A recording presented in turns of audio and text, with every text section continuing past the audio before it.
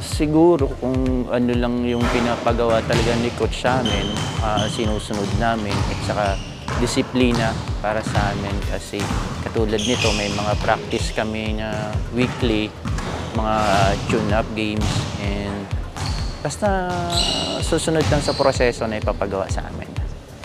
Yung game plan namin, meron kaming ginagawa, kasama na yung on time sa practice, kasama na rin yung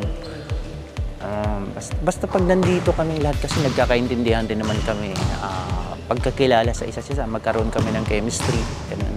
Yun, isa ngayon, yun ang talagang inuuna namin ngayon para habang tumatagal, lalo naming makikilala ang isa't isa.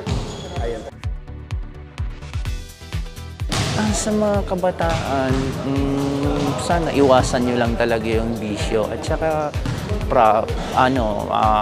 tamang pagkain, tamang tulog para katulad ko isang 48 years old ako and napasama ako dito sa team ng Pilipinas. Yan lang ginagawa ko.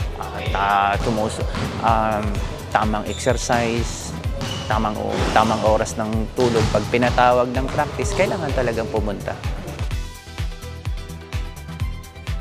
Sa lahat ng mga kababayan natin, hindi lang sa Taiwan, ito kasi gaganapin sa Taiwan this coming May.